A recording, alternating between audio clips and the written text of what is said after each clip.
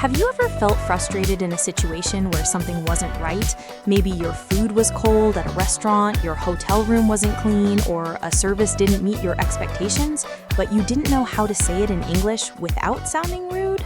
That feeling is very common. Many English learners worry that if they complain, they might sound too direct, too aggressive, or even disrespectful, so instead, they stay quiet, even when something clearly needs to be fixed.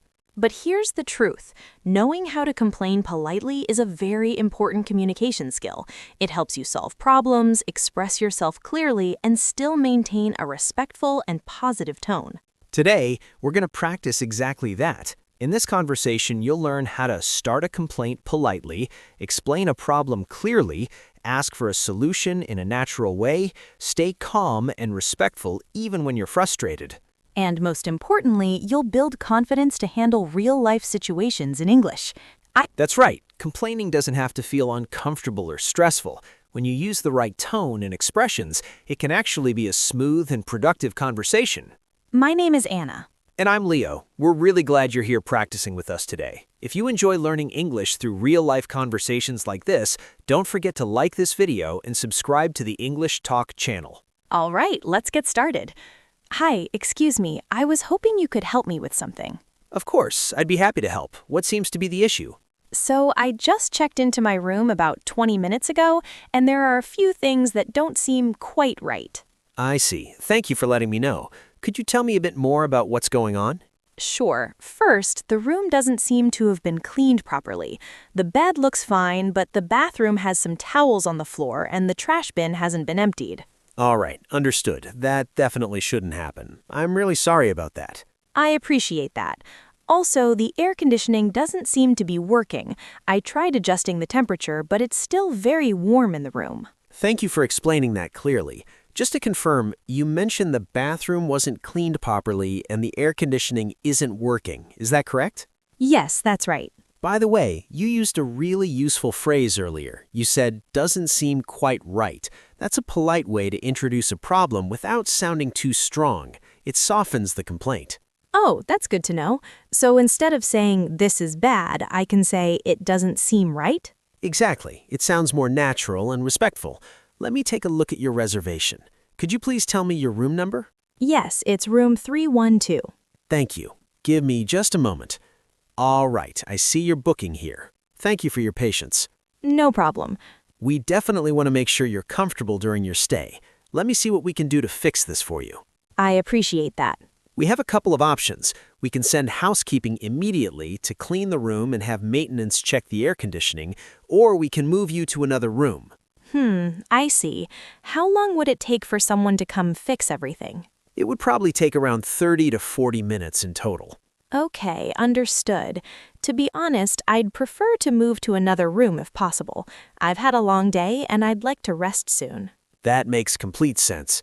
Let me check availability for you. Yes, we do have another room available on the same floor. That sounds good. Great, I'll arrange that for you right away. Sorry, could you repeat that last part? I just want to make sure I understood correctly. Of course. I said I'll arrange a new room for you right away. Got it, thank you. I'll also make sure the new room has been fully checked before you enter. I really appreciate that. Not a problem at all. We want you to have a comfortable stay. I understand that things can happen sometimes. I just wanted to make sure it gets resolved. Absolutely. And you handled it very well. You explained everything clearly and politely. Thanks. I try to be respectful when bringing up issues. And that makes a big difference. Actually, there's one more thing I wanted to mention. Of course. Go ahead. When I checked in earlier, the process took quite a long time. I was waiting for about 20 minutes, even though there weren't many people. I see. Thank you for bringing that up. I just wanted to share that feedback. It wasn't a big issue, but after traveling, it felt a bit tiring. That's completely fair. And thank you for saying it in such a constructive way.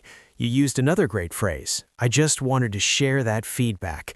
That's very professional and polite. It shows you're not attacking, you're just informing. That's helpful.